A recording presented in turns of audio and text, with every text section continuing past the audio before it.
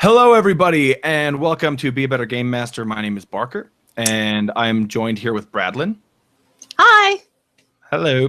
And before we get started with this panel, I just want to give a shout out to all of you for coming to BrigadeCon 2015. Thank you very much for joining us. Head on over to brigadecon.org if you haven't already. If you didn't know, every cent of every dollar that we bring in selling t-shirts and stuff goes directly to Child's Play charity. Started out in Seattle, helping out kids often with terminal illnesses, get better, giving them games, things to help keep moods positive, things like that. So it was started by the founders of Penny Arcade a long time ago, and it's awesome. So please, please, please give. That's what we gamers do best. So before we really get into it, just let's start with like what you can expect to walk away from this panel with. And I would say a better understanding or more inspiration on how to make your characters and your NPCs, the people in your world, whether you're running them as a DM or GM or whether as you're playing as them maybe, making them more believable using actual psychological things and tropes and stuff like that. So thank you very much for joining us again. I am joined here with Bradlin, and she is like the greatest psychological mastermind in, as far as I know, on Earth. And she's going for ultimate world domination currently, but she's working on that master's thesis for it. So. That's on the lowdown. You don't want to. You don't scare people off yet. We'll edit that out. That's post-production. All right, that's in post in a live stream. Got it. So I will throw it to Bradlin really quick. Go ahead and introduce yourself and just talk about your background and how you were inspired to make this panel. Awesome. Okay, like Barker said, my name is Bradlin. I don't have a tag yet. I'm not a blank DM. I'm not Be a Better Psychology Master, whatever, anything like that. I'm just Bradlin. So that's a work in progress. But yeah, like Barker said, my degree is actually, I have a bachelor's in psychology, and I'm currently a researcher who does that kind of stuff. And I've actually been doing that longer than I've been doing Dungeons and Dragons. Like I've been a DM for about a year now, like actually solid playing in games, being a DM, and I've played for a total of 3 years. So I'm still kind of new on the scale, but it's kind of cool because I feel like the background that I've brought is kind of like a new perspective, at least for me when I'm talking to other people in my community that are DMs. They're like, oh, so what do you think about this? When I talk about like psychology and, you know, the ability to bring in these things that I've been researching that I do work on and actually use them. And the main thing that I think they relate to, which is where we're going to be talking about a lot, is like villagers, townsfolk, things like that. Because the villagers and townsfolk are like the bread and butter of your world. If you want to get the feel for like a climate or like the atmosphere of a town, you kind of like look at the villagers. What are they wearing? What are their attitudes like? You know, is this a town that has a college? Are they educated villagers? Things like that can play a huge difference in what you can kind of glean in terms of information, not just for the town itself, but the actual like plot. Like you as a DM can use your villagers to tell or push your story forward. So it's going to be kind of things like that. Absolutely. I am under the huge impression that setting dressing, the way you describe the small details in your world, that's what makes your world different from other worlds. And that's what makes your game, I think, more memorable. You can run a game that's heavy in the mechanics or something like that, and maybe some of your players won't enjoy it. But if you keep putting in these very interesting, believable, realistic things, then everybody's going to enjoy the game because it's immersive, it's fun, and it accomplishes what a role-playing game for so many people is supposed to accomplish. It removes them from this world and kind of puts them into another one. Exactly. And so we're going to be doing a Q&A for the last 10 minutes of this podcast. I just got done doing the Roll Up and Die podcast, so I'm still on podcast mode. Podcast brain. Yep, of this panel. So open up the Q&A app. You can see it on the YouTube video. There should be a link that says join the conversation, and click on that. If it's not there, go and refresh your page and it should pop up. And we might actually address some questions while we're talking. But yeah, definitely. So let's talk about, where do you start? Let's say I have a cookie cutter character that I am like I want like a villager, right? I'm a DM and I want to put a villager or a group of villagers in my town that seem way more believable than, oh, you see people and they're dressed in rags and they're sweeping the street and blah, blah, blah, blah, blah. Like, how do I go about doing that? And then I think in a little bit we'll get to how do you do that without talking for 30 minutes to your players about the description of these intricately described villagers. So what is step one if I want to do something like that? I think step one is figuring out what your goal is. If you're planning on having your party go into this like mine town, into this field out in the wilderness where they have to, you know, go rescue something or bring something back. If it's in proximity to your village, then more often than not, your villagers are going to know something. And especially if it's something that's been problematic, if there's been some crazy stuff going down that, you know, there are goblins, there are bugbears that are coming and terrorizing this village, they're going to have, like, their experience of what they're going to tell you is going to be colored by that experience. Because, you know, you have a stereotypical villager just going to be like, oh, well, I wouldn't go out into those mines. You know, those things are dangerous and things like that. But if you are talking to someone who has just a faint glimmer of an idea of what a mine is, you know, let's say, you know, hundreds of miles away, they just heard a rumor about this one place that might have a bugbear in it. It might be something that's very dangerous. Even if it doesn't, if that villager hears that rumor at some point, that's going to color their whole perspective. And you can actually almost use that in a way to deceive your players. It's like, oh, this guy, you know, we're getting some good information from him, but how reliable is that information? Oh, nice. I like that bias. Like, let's say your characters know of a wood elven tribe and they're called, you know, we were talking in the last podcast, maybe they're called the Leyland or something really pretty like that. But then you talk to villagers who have been terrorized by this group of wood elves, they're going to call them murderers. They're going to look at it from a completely different perspective. So quite literally trying to get in, not literally, but get into the mind of, I do that all the time, literally get into the minds of these. Literally opening their skulls up and putting your hand in and going, bloop, bloop, bloop, bloop.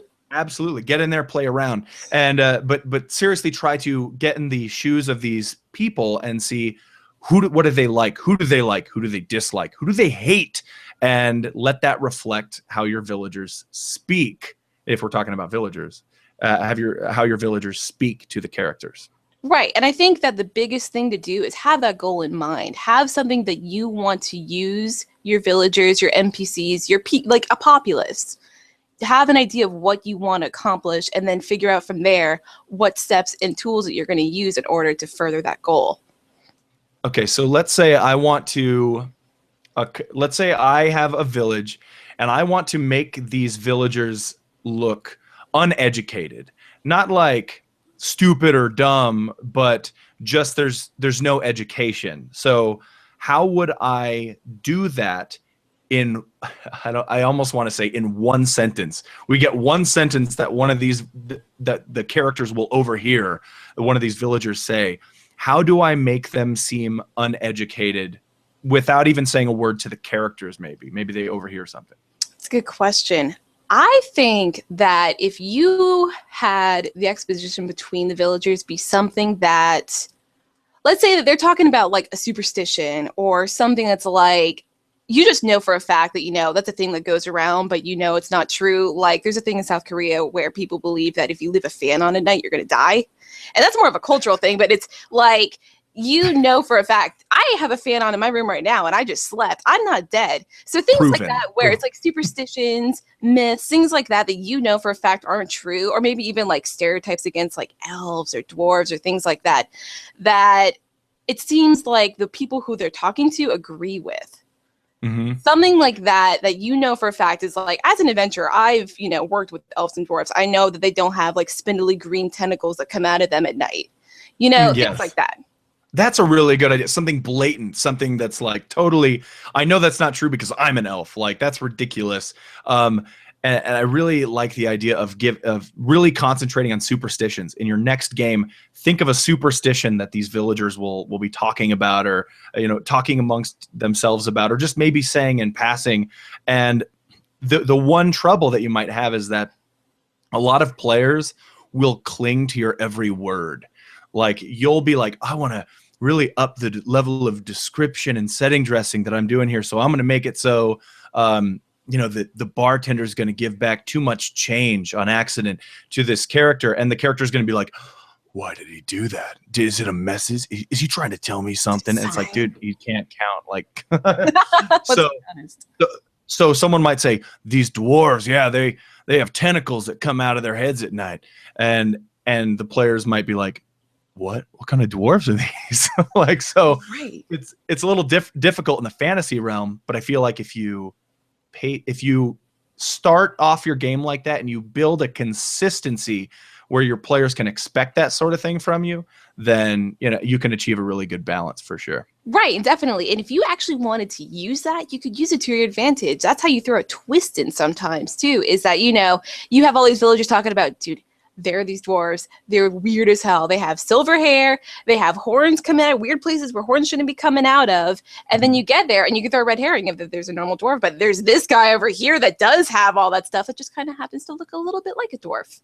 Yeah, it's like, whoa, okay, yeah, exactly. And again, you got to be careful doing that, because if you do that, then your players are going to expect it every time. Right. But yeah, for sure, that's a really good idea. Sometimes insert the twist and make some superstitions true. Right, exactly. And I think a lot of it too could be if you wanted to instill this idea that these villagers in a town aren't educated. Obviously, it depends on the setting. If there's a bunch of, like we said, colleges or places of study, it would seem a little bit incongruous for them to be uneducated. They obviously could be, but if you're putting them in a town where, there's a bar, there's an outhouse, and that's basically it kind of lends itself to that idea. And on top of that, it's also about the physiological ideas too. If they're speaking with a really hokey accent, if they're speaking, and you could see like 2 or 3 of their teeth, and that's basically all they have in their mouth. And, if they're sitting kind of gangly or things like that, that kind of adds to that idea as well. Yeah, it's that trope. It's that, tropes aren't always bad things. Cliches are cliches for a reason. And absolutely, just earlier when I was talking in the voice of one of these people who's uneducated, which is completely ridiculous of me, but I started talking like this. Boy, howdy. I've met people from Texas, from the South, all sorts of the South that are extremely intelligent, but for some reason that, and like a Cockney accent, really makes you think, oh man, this guy might be strong. This then. Yeah. I think Matt Click in the past said, what if you heard someone say, I'm your brain surgeon today? It's like, oh God, what are you he's gonna tear my head up. I love it. But jump into those physiological traits. If you want to make someone appear uneducated, make them appear uneducated, maybe. Also make them say things that are uneducated. Conversely, make people who are educated, if you want to drive that to the extreme and give the players the idea that these are really smart people, make them a little arrogant. Make them be like, you didn't know that, to one of the characters when they give them information. Make them a little snooty. And again, I went snooty because, I can't help it. Because they have a hooked nose and they have a very small mouth and they talk in a voice kind of like this. Exactly. Like you said, cliches are cliches for a reason, because we rely on these sometimes. And this goes back to another psychology thing is, unfortunately, we do rely on stereotypes and things like that in order to make quick decisions about people. We judge someone in the first 2 seconds of meeting them, whether we intend to or not. And that's something that works both in real life and when you meet a character. You kind of get the feel for a disposition of an NPC, sometimes within a first couple seconds of meeting him, if he's in certain clothing, by his posture, obviously if he's wearing a uniform or not. All that stuff lends itself to the idea that this person exhibits a certain demeanor, a certain, level of conversation that you can actually get information out of or not. Awesome. The other thing that made me think of, Barker, is so we're going to talk about tropes, right? A little bit like psychological tropes. Yes. I wanted to bring this one up and tell me what you thought about it, which was so there's something in cognitive psychology which is called upward and downward counterfactual thinking.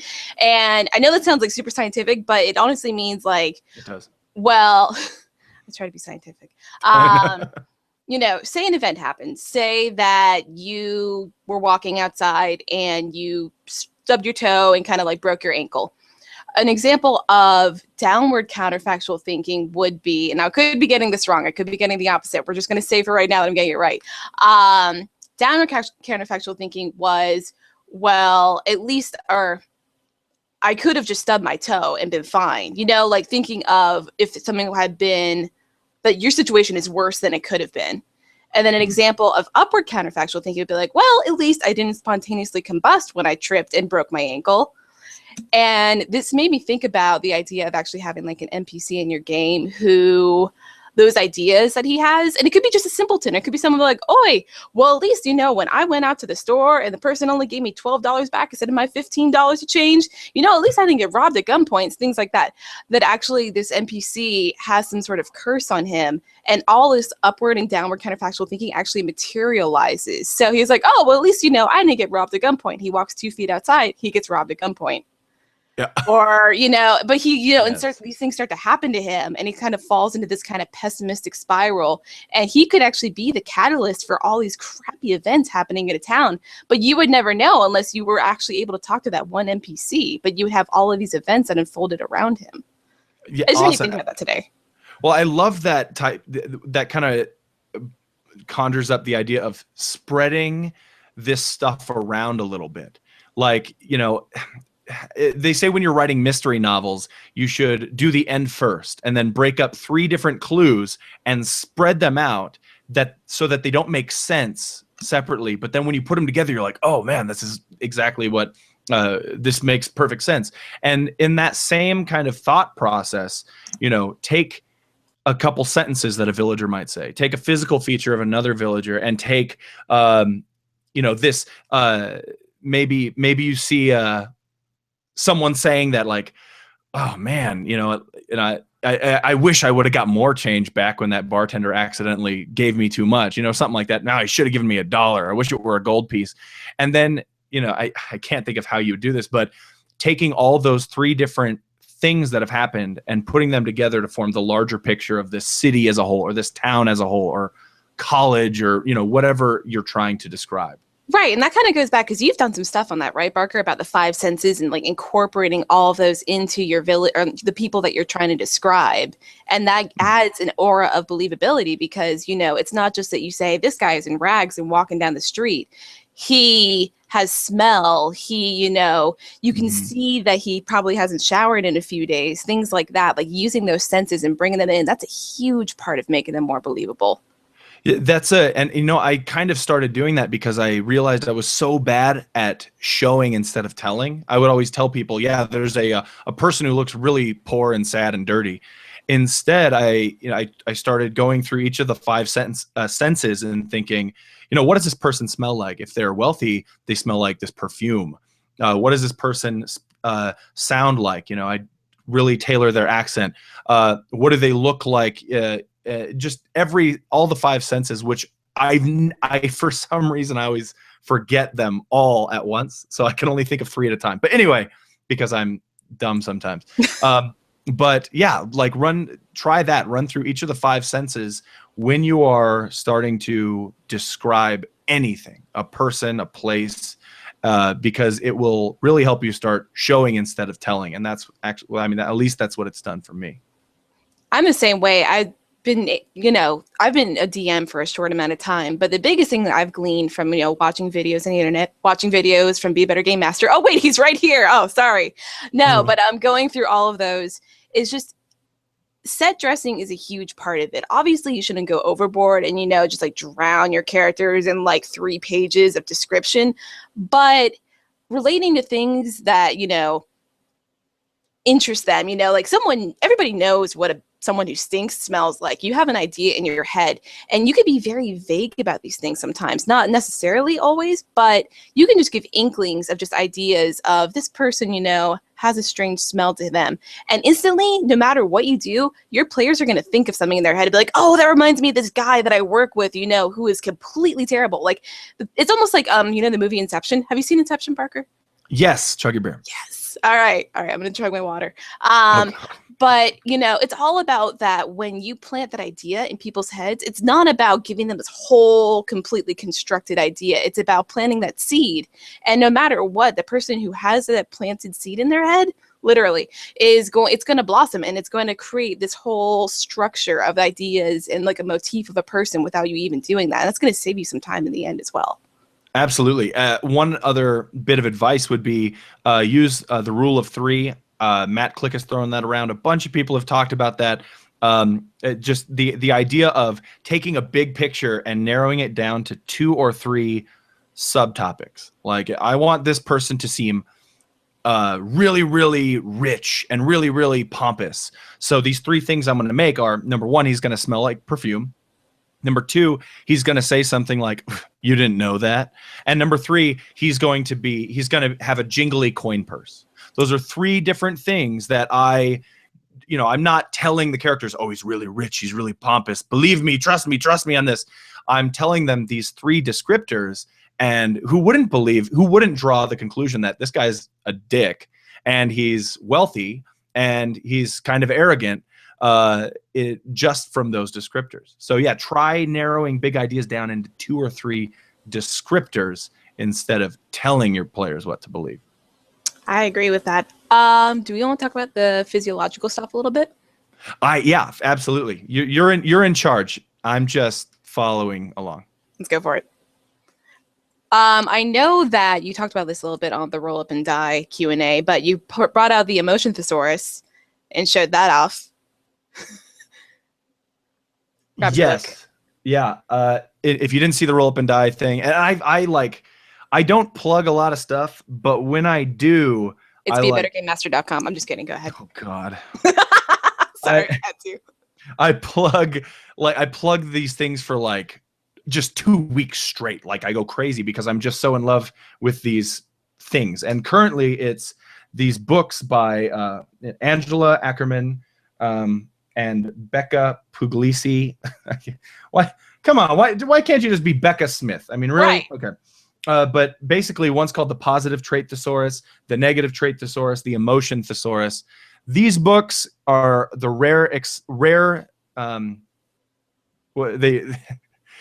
they're the words. I have not slept in a long time.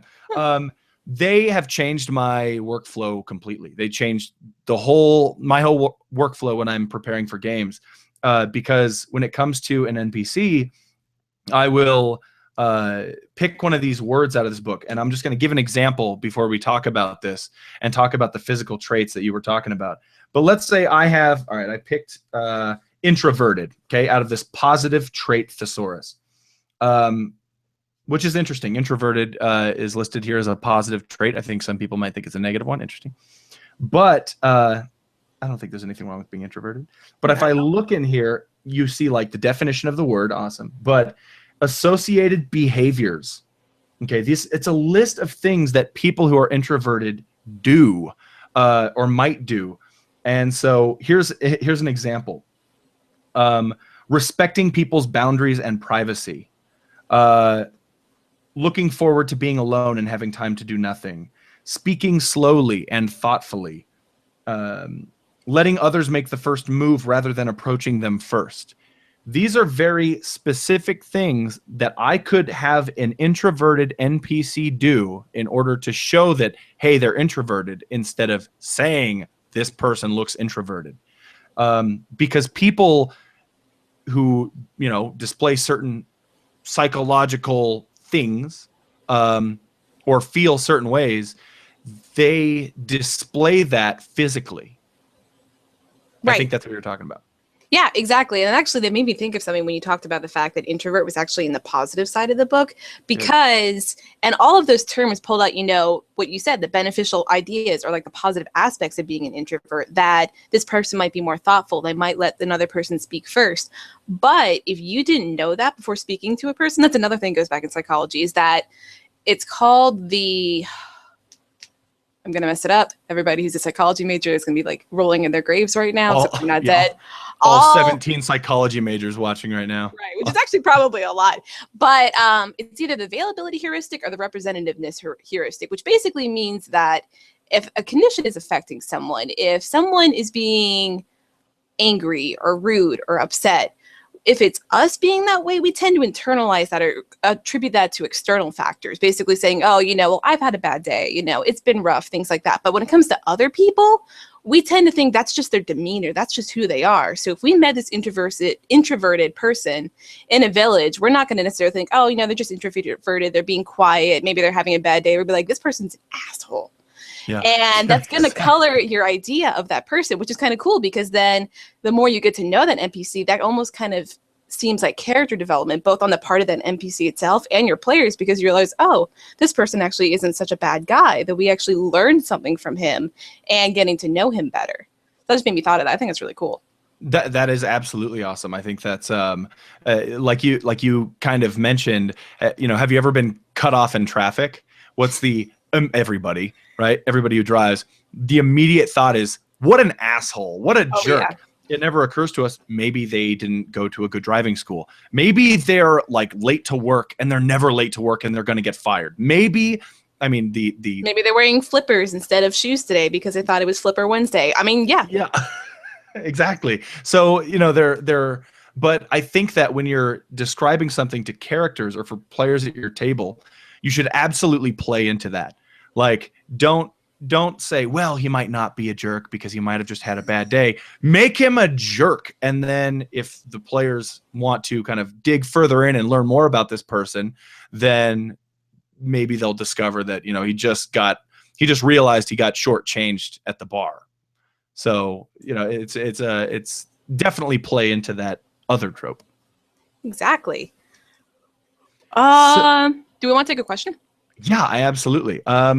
You pick. Okay, so basically we're using the Q&A app again. So jump into the Q&A app. You can click the link on your video that says join the conversation. And please press +1 on the questions you like, because I'll go off the ones that are probably the highest in the pluses. So currently I see a +2 by Mike the Piper. He actually ran a really awesome game for me today, which was phenomenal. So thank you for that, Mike. How would you handle evolving psychological states of higher level characters? Now, let me try to see if I'm interpreting this question right. A higher level character will have a different psychological state than a lower level character? Or is the question saying that higher level characters' psychological states evolve more often? I think the first one sounds what I thought it was too. What about a fighter that's level 20 that just has spent their entire life getting beat up on? How would their psychological state reflect that? How would you do that? I think because I think physiologically they'd have scars.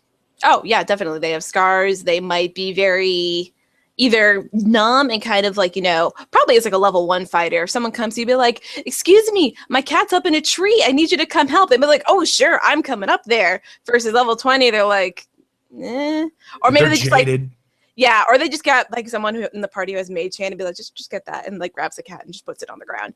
I think a lot of it is that you've probably gone through a lot of events, both very positive and probably very negative, but a lot of having like very serious emotional events that happen to you, whether for better or for worse, kind of you become numb to the smaller things. As in, I know in 4th edition, there's a Paragon path. I know I'm going far back. Where 4th edition is far back? It seems so far away. Like 2 years ago, it's so far away, man. Well, maybe it's because we're all trying to block it from our memories. Sorry, everybody. No, I'm kidding. But there's a Paragon path that I think is available to wardens. It basically says, speak not to me of your small issue, speak to me of like the problems of the world. And basically that's talking about that this warden who maybe grew up, trying to help people in their neighborhood and their community, their set path as a level 20 character is going to be to solve the world's issues. If there's a great evil plaguing the world, that's going to take priority, maybe for better or for worse, over something small, maybe in their own community even. Yeah, even the 5th edition, I think it might be the Dungeon Master's Guide, might be the Player's Handbook, talks about, if your character is level 1 through 4 or 1 through 5, it's pretty, they're not very known. From 5 to 10, they're known throughout like this region. Maybe somewhat renowned as a knight or someone who's somewhat famous. Level 10, you start kind of performing on the world stage as like a national leader, or some maybe a right-hand man, something like that. 15 and above, you are like leading armies, ruling nations. And 20 and above, you are fighting gods and traveling to different planes of existence, that sort of thing. So right. I think as a DM. Oh, go ahead. No, you go ahead. No. All right. Now, I just think as a DM, like, you got to know that if your characters are getting up to level 20, you know that, by now they're fighting huge monsters and creatures. And that doesn't mean that you shouldn't maybe throw things at them sometimes, like very minor things, just to see how maybe you're judging their character. Like, these guys are level 20, they're huge, they're gods.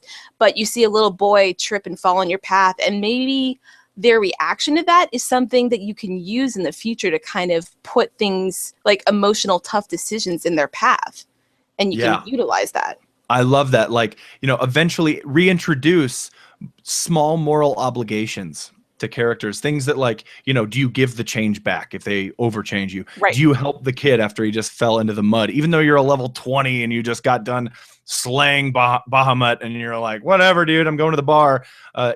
Will you help this child up? And if you do help, if we're using this analogy or metaphor or scenario, if you do help this child up off the ground, how do you do it? A level 1 might be like, here, son, get up. And a level 20 might be like, come here, little girl. And like, just be completely jaded by it. I would probably make level 20 characters or higher level characters. Okay, I'm saying level 20, but high level characters more jaded to these things, like you said. Also, I am so big on physiological stuff, but psychologically, they might be a little more jumpy. They might be, if they see someone, they might have their hand constantly on their sword, or maybe not. Perhaps maybe the exact opposite. But their sword grip physiologically would be worn. Their hands would be calloused from using it so much. They would be scarred. Their armor would be dented. And they might be a jerk. So the good old jerk trope. Dude, and that's the thing. Good old jerk show. It's just classic. And that's actually a cool thing too, because that idea actually plays a lot into memory as well. Like certain things so deja vu in and of itself, at least as far as we know right now, as a psychology as a field, we're not 100% sure what deja vu is, but things that have certain triggers. So basically things that are very familiar to you and like very salient or clear in your memory tend to be things that come up more often and you actually believe them more. So for example, if you had just gotten done fighting Bahamut or doing something very major and you brought in certain elements of maybe like your trials that you went through to get through there, like things from the dungeon, things that Bahamut said, things like that. If you brought that in and made something very minor as a future thing that happens, your players might react more strongly to that and feel like we need to go and accomplish whatever this small mysterious thing is than they would have otherwise had you not kind of played on these like ideas and triggers and things like that they have. Super good point. I'm sorry, I keep seeing this question on the right that's like taunting me. It's from Kirk. It's just like I'm looking at it and I'm like, oh my gosh, this guy. All right, I think I can do this on no sleep or 3 hours of sleep. Sorry. Yeah, let's be honest. Sorry, Lloyd. So, can you create an interesting villain for us using some of the advice presented in this panel? So, we are going to create a villain that is psychologically believable. So to me, that means that they'll probably believe that what they're doing is right, and there would be a perspective there. Do you have any ideas? Just to add on to that as well, that maybe if they are someone who's very both, actually it could be like kind of like a what they call it, dichotomy of this guy really believes what he's doing, but he's also really good at manipulating other people. So he knows how to pull the strings of your characters in order to make them do things he wants. He knows how to lead them into traps and things like that. So it could be kind of like both ways of that. How do you want to start? Okay, so I think we should come up with let's start broad terms. How is this villain a villain? What is their strategy for hurting people? And what do you think? You pick. Yeah. Just my gut instinct tells me that maybe this villain had connections, maybe not to the player characters themselves, but maybe like the relatives of them, that maybe their relatives were part of an organization with this villain. And he, by some sort of small proxy, got to know the player characters when they were very young, you know, at different stages of their life, maybe. So he kind of knows things about them. He knows maybe that the father character of this player was killed in a certain way, maybe using fire, so he might bring back fire. Or this other character was in a huge accident, so he might bring back elements of that accident to kind of emotionally and like mentally cripple that player. Awesome. I like the idea also of this villain being like a former church higher up, perhaps the former priest of this certain church that has long retired, and maybe the character's parents were part of his first following or something like that. That's cool. I like that. And so he can kind of persuade people to do his will, and their parents are all gone, so he's looking for new followers, and that's where the characters come in as maybe they'll start, I don't know, maybe they'll start having dreams or visions or something that draws them all to the same place. Boom, how the characters meet. And the lesser people lesser than the characters are more easily manipulated. Therefore, there's the villain's minions. Now, how does the villain believe that what they're doing is good or right? So maybe something political, or maybe the church itself has taken a turn. Maybe, and he was part of that. Okay, maybe part of that turn. Maybe is more of a fundamentalist. He's more of a fundamentalist, more of a zealot, and this whole kind of liberal look on this specific church is rubbing him the wrong way, and he retires and kind of forms his own sect. The only way to bring peace to this world is to bring this deity onto the world itself physically, and the only way to do that is to do MacGuffin. And the only way to do MacGuffin is to get enough power within his followers to do that. And he needs the character's abilities, specifically more than anything else, to accomplish that, maybe. Right, and he could even like guarantee some sort of power from his deity could be bestowed onto the player characters if they were to take him up on this idea. Because I'm sure the more that he devotes himself to this god, depending on whoever it is, he might be getting more power. And the ability of him, like you said, have minions, and maybe these minions are cursed, and actually, you know, some of their negative emotional energy or mental energy is kind of manifesting itself throughout the world and kind of like plaguing the area. And just the more that he kind of goes this fundamentalist route, the more power he gets, and that's why he wants to be able to have people under him, you know, like the player characters, to be able to kind of continue and build this kind of empire. Something spooky like that. Until the point where he undoubtedly begins to believe that he's the deity himself incarnate. That's bad news bears. You never go full deity. That never ends well. In never history. do it. God, silly. All right. Well, I hope that was satisfactory, Kirk. Thanks for keeping us on our toes. That was a good one. Yeah, that was good. Okay, so you're going to answer this question first because you've been a DM for 1 year, right? Yes. All right. What are some of the most memorable NPCs you've created, and what made them special? I actually saw this question. I immediately thought of one NPC, so I guess it's probably a good thing. It's actually an NPC that my player characters are handling right now. It is a half orc, half ogre barbarian who is a leader of a majority orc war tribe, where basically they're less about war and bloodshed, but they're actually more on the hunting side. So basically my PCs just came out of an Underdark area. So they're basically on the side of like a mountain right now, like huge like steps. I mean, I think like Machu Picchu kind of idea in Peru. Sure. And they just came across this orc war tribe where they don't have metal or iron or anything. Everything's made of rock. Wood is very sparse. So basically their big thing is they like to fight, but they like to trap and kill. They're more of a hunting thing. And their leader, like I said, is this huge guy, half orc. He's got pelts on, feathers, and his name is Tickle. He is Tickle the Barbarian, and he is awesome. Wonderful. And the thing is, the player characters come to meet him, and they see all these dudes that are dressed in, like blood, like war paint, feathers, things like that. And but when the player characters first walk into the area, Tickle's back is to them, and he's doing something behind him, and the player characters are like, hi, you brought us here, don't you want something? And then they kind of like peek around the corner of him to see what he was doing, because this guy is like massive. He's playing with his pet bunny. Oh, nice.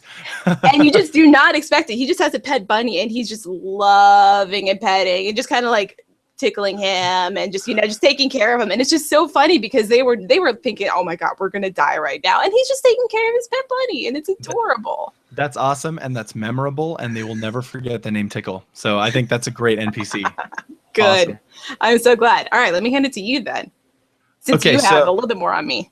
Okay. So in the, when we started the Winds of Cerceline game that I run on my channel, it was difficult at first because I was really excited to run, a D&D game, but this has happened to me a couple times in the past because I don't limit what players can play usually, unless I'm running a very specific one-shot.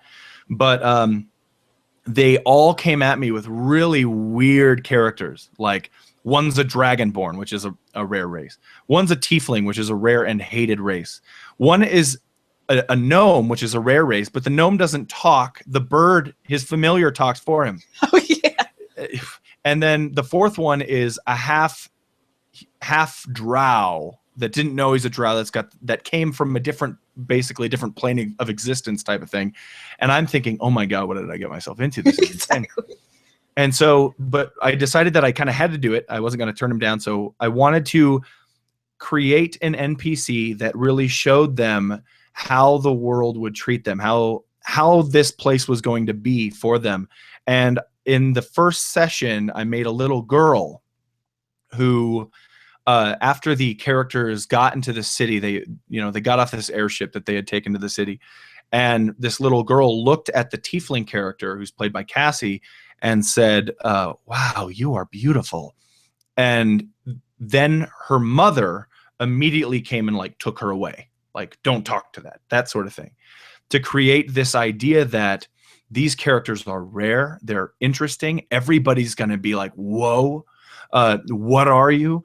But it's going to create some level of animosity and wonder and just in that little girl. So in my opinion, that NPC is probably, that little girl in her one sentence is my favorite because I feel like she encompassed the world itself in like a sentence.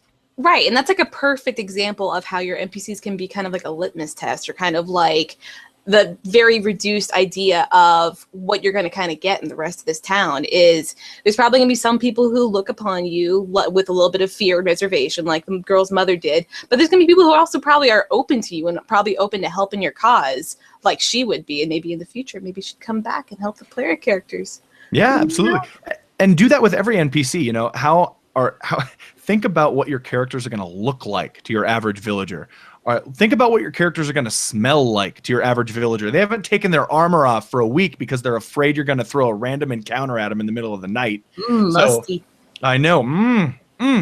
And so, they're going to say, maybe my favorite thing is to have someone who looks very poor come up and give one of the adventurers a copper piece because they think they need it more than they do. Like they think they're a homeless person because that's what they look like. So do that all the time. I love that idea. I love that. Oh, and shout out real quick to Deimos Megan for his little joke of saying, mind flayers who make poor psychologists when they get into your minds. I'm having a small chuckle at that right now. It's down towards the bottom. Oh, nice. Oh, nice. But I love that. Oh, geez. Why would they make poor psychologists, though? They'd make the best. They'd be like, hey, tell me kick up your feet. I don't want to flay your mind. I just want to talk about it. I just want to talk about my emotions. You don't Open understand. It up a little bit. Can we have make a heart-to-heart? Mind flayer psychologist. Run that NPC, link it to me, and I'll watch. Yes, please do. I would also love to see that. That sounds wonderful and terrifying. Yes.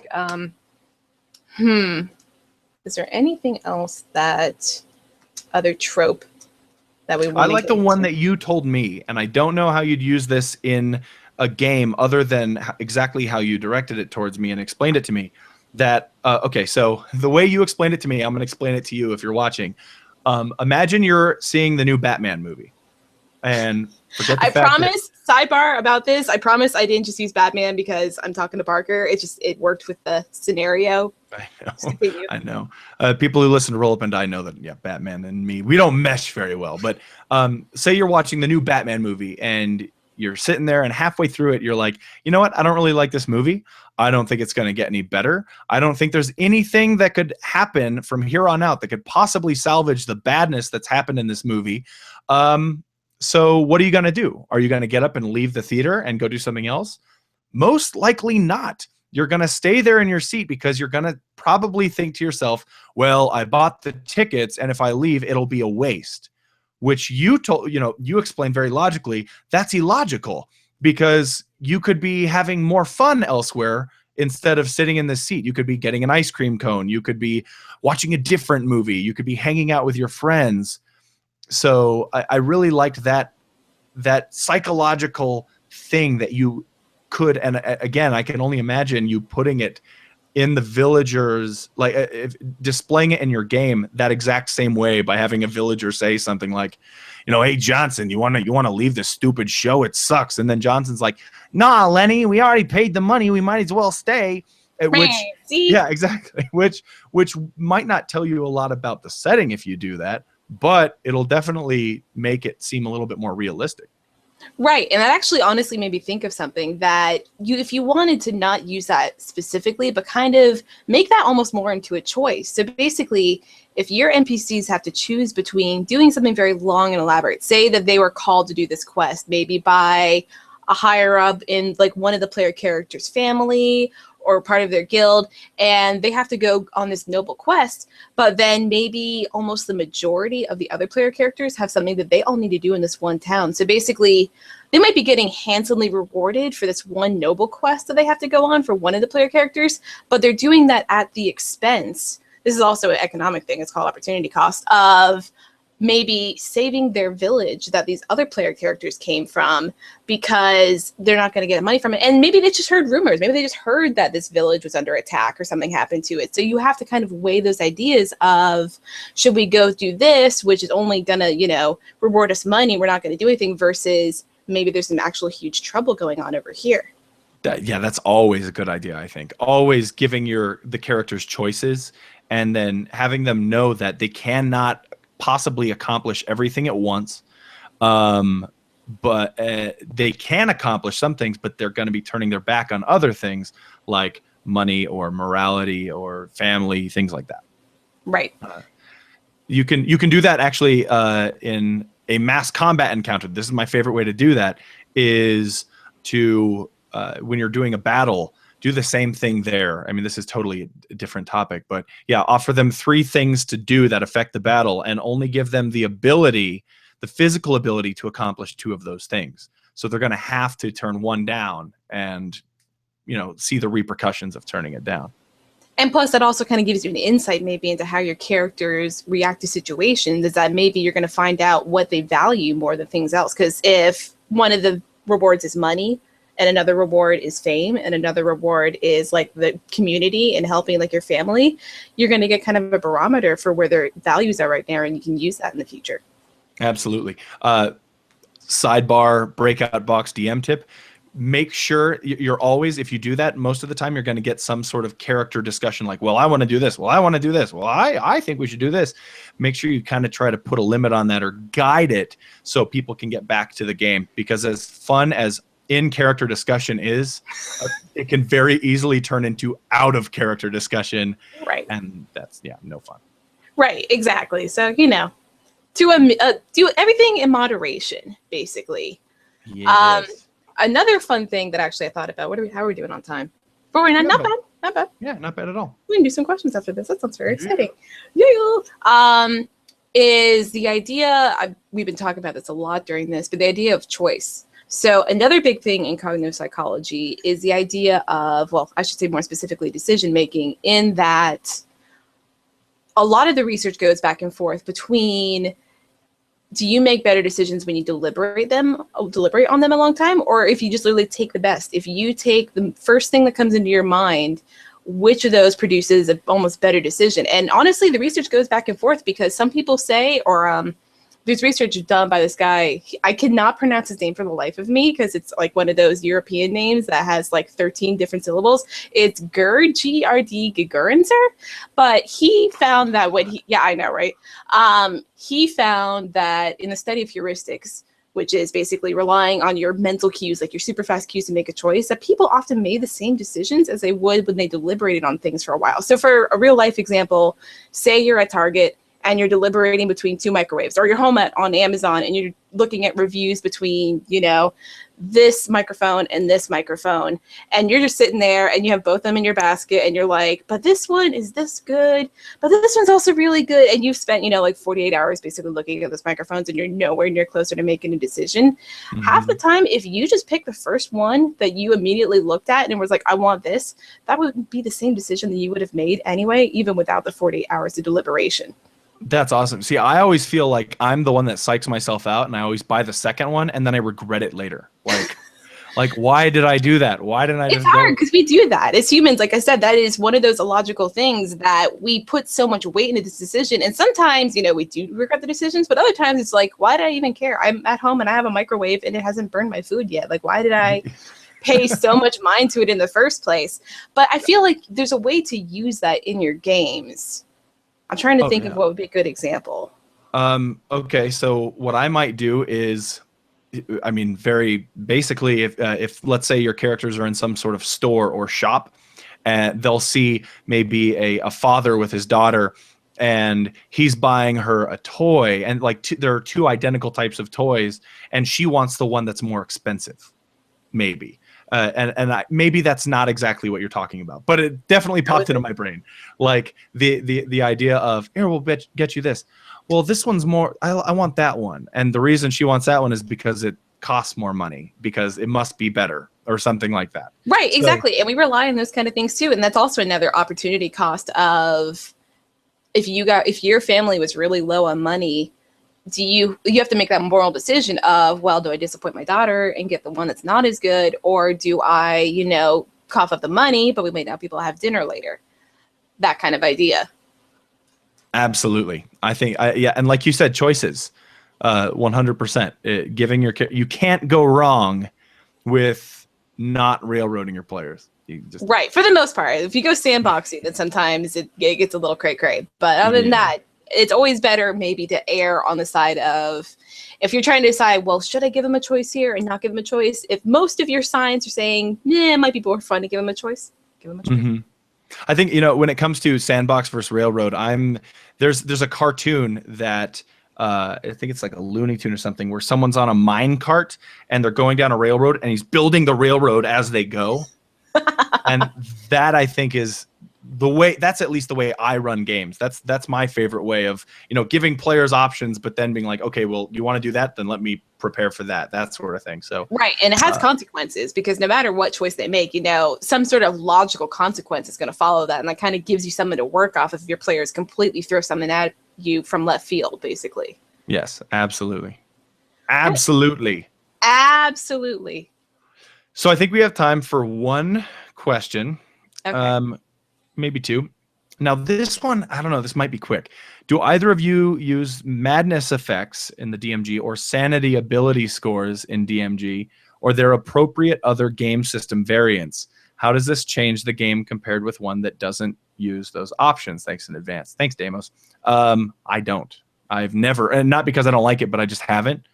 Have you? I've played with games that do it, but I have not used them yet. I would be open to doing it. I think maybe for me, I would do it in more of a one-shot. So basically, if I was doing something almost kind of that was thrown in some Call of Cthulhu themes, that like the player characters want to go through some really horrible crap, that would be a time maybe where I'd be like, okay, so I'm also adding in some sanity scores here. Is that cool with you guys? That we kind of measure that. And I think that I haven't used it personally. I would definitely be open to doing it, but I've also used it in Call of Cthulhu, because I've run a Call of Cthulhu one-shot. And in there, it definitely lends itself well to that idea. And I think if you're planning on going some route with some crazy stuff happening, like some mind flayers and some like truly horrible stuff, then yeah, I would definitely say go throw that in. Yeah. See, and I'm more of a it doesn't need a mechanic type of person. Mm-hmm. Like, the Edge of the Empire Star Wars game has a strain mechanic, or to kind of show you how stressed you are, how exhausted you are. And I feel like if you have good players, which, a lot of people feel like they don't, or that they do, but if you have really good immersion loving players and you kind of work on your descriptions, you can make somebody feel like they are exhausted or insane or going mad or strained in some way better than any mechanic can. Yeah. And there's, in my opinion, there's very little difference between saying, well, you've reached, this is a bad, I don't know how it works, but, well, you've reached 10 madness, so now you lose 2 charisma points. Yeah, exactly. Not 10 madness. Whole madness. Yeah, and then say, well, you'll have these ability scores altered on your character sheet because you're mad. There's no difference between that and saying and describing it to somebody, and that, in really great detail, that you see like a shadow cat, like just a movement across your eye, and you look, and there's nothing there, and you kind of look back to where you were looking in the first place, and you're in this forest, and you see kind of tracers following your vision as you scan through the trees, and you hear a bird, and you look up and there's actually no bird there, and you realize that you haven't had sleep for a week, and then say, by the way, you should take -2 dexterity points or disadvantage on dex mods, that sort of thing. I prefer that than saying, well, 10 madness, 10 unsleep is what I almost said. That's the result of having 10 like unsleep. but you're like, you've gotten 10 madness. You and Matt and Lloyd probably have all just completely, you're going to start seeing like shadow foxes here in a minute. Oh, we're nuts. We're nuts all the time. Add sleep to it, we become completely sane. That's what you're hearing now is sanity. Yeah, so I like that idea that basically maybe you could use them at the start. Like if you have new players that kind of haven't gotten into the idea of role playing yet, then maybe having a tangible mechanic like that sanity idea helps kind of be like, okay, well, you're kind of descending down this path of madness. I actually have a player character in my game right now who, we don't use sanity, but he's taking that upon himself to kind of do that, because he's a sorcerer, but he's going down the warlock path, and he's kind of building this backstory of him losing his sanity because he's doing Great Old One and kind of going and evolving himself, which is really cool. Like, I'm super happy that he's brand new to playing D&D, but he's kind of building this little by little into his character, and it's just super cool. Very cool. And as a DM here, pro tip, oh my God, I can't believe I just said that. I'm sorry, I can't believe I just said that. I say pro tip. It's okay. Okay, good. When you have a character or a player that wants to play an insane character, really get them to define that insanity. Yes. Because it could very easily turn into, oh, the players want to do that. Well, I'm going to do this because I'm insane, that sort of thing. So really try to buckle down and get that that insanity defined in some way. Right. So we have 2 minutes left, and I want to kind of finish with this insane thing, that question, that madness. I just found irrational in the negative trait thesaurus. And so if someone is going insane or acting irrationally, I mean, this was the closest thing to insane that I could find in 8 seconds. So here are just some examples of things that you can give to an irrational NPC or an irrational character. They're envisioning the worst case scenario. They're having extreme emotional responses. They're acting unreasonably while believing that one is being completely reasonable. Oh my God, I'm describing myself. They're contradicting oneself. That's good. They're aggressive. They're blowing things out of proportion. Associated emotions, agitation, annoyance, anxiety, confusion. I love these books. But really, ultimately, I think the best strategy you can use in order to take these real life psychological tropes, this psychological science, and put it into your game is to just pick a couple different aspects like that, like things that will help you show your players that this person is blank instead of just telling them, yeah, they're blank. So, write those things down. That's 90% of my prep, and the other 10% is pacing back and forth while listening to the Crystal Method. That's really all I do. But yeah, 90% of the prep is, at least for me, is just coming up with these tiny little descriptors that I can just look at and then try to wing inside the role-playing game. So yeah, give tangibles and just kind of give variety to those tangibles, because that'll be what your players walk away with. You know, it'd be nice if everybody could remember, you know, that the sky was blue and crystalline and you had this huge elaborate description, but things that are relevant to the senses are going to be the things that are the most salient or the most, you know, prominent when they're thinking of these places and people. yes, absolutely. And thank you so much, Bradlyn, for having the idea to run this panel. And Thank you for being with you. Thank you for letting me. This has been awesome, and this has been educational for me. And thank all of you for joining us. Bradlyn, go ahead and do a sign off. Maybe plug your YouTube channel that you're going to have 9 videos on tomorrow. Yeah, so like I said, my name is Bradlyn. I don't have a YouTube channel. I don't even know a name for a YouTube channel. If you have an idea for a name, feel free to suggest it to me. I'm on Facebook. I'm on Instagram. If you find me on Instagram, feel free to follow me. I don't know. I don't do social media. Be a better Bradlyn. Be a better Bradlyn. Yep. There's no, it's not impossible. There's no better Bradlyn than me. There's no, I don't know any other. This is where I like zoom into the camera. Yeah, no, like I said, it's been great, and you feel free to add me on Facebook. I hopefully will be more involved in the one-shot group in the brigade as time goes along. I'm moving soon, so part of that is also I need to learn how to get internet and do things like that. So yeah. Was it Maslow's hierarchy of needs? There you go. I almost said Laszlo, but he's the radio DJ in Grand Theft Auto. Never mind. Thank you very much, everybody, for tuning in. My name is Barker. Thank you for coming to BrigadeCon 2015. By the way, on Twitter, I'm at Be a Better GM. I'm live tweeting through this entire BrigadeCon because, you know, I can't think of any other better ways to put people to sleep than talk about games instead of having you play them. Oh, please. But yeah, go to brigadecon.org, donate to Child's Play, and talk to you later.